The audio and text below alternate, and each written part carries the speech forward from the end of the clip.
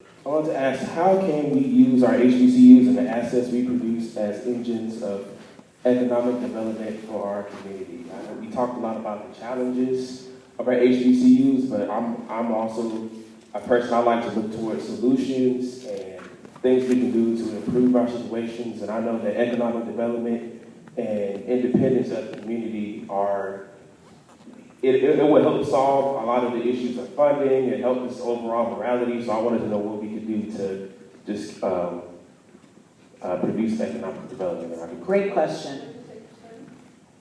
Yeah, communication, recording industry. Well, I think that is a great question, and I just want to just to reiterate your point. Did you know that Alabama's HBCUs generate more than $1.5 billion in total economic impact to this state of Alabama? HBCUs in Alabama also employ 15,000 jobs, 15,062 jobs to be exact, as of last year. And that's great economic impact. And when I think about the fact that we are soon to open a Montgomery Interpretive Center right here on the campus of Alabama State, the Alabama State University, that's a part of the Selma to Montgomery Trail, that is economic development. Right. These are wonderful institutions of higher learning, but they're also great economic engines. And we have to sell that. There's nothing that, last week in Birmingham, Alabama, at the Magic City of Birmingham and the County of Jefferson made a lot of money.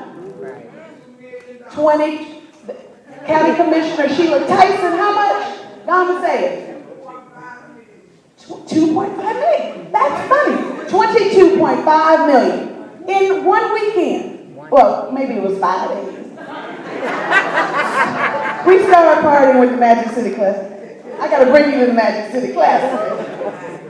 I had to miss it for the first time in, 20 years because of what's going on in Congress right now. But your point is well taken, that these are economic engines within the communities that they exist.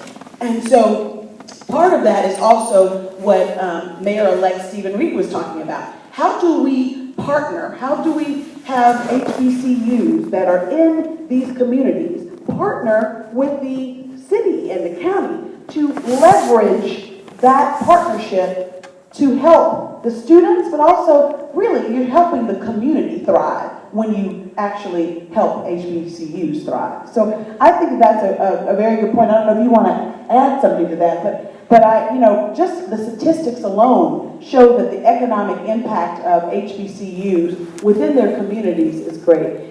And when I think about Melinda acknowledged lots of our historic figures that are in the audience that really fought for civil rights. And I know Cheyenne Webb Kreisberg, y'all know her as Miss Kreisberg. I know her as my babysitter from Selma.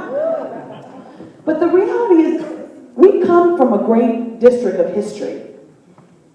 How do we bottle that so that now everybody's intrigued by EJI and the Legacy Memorial?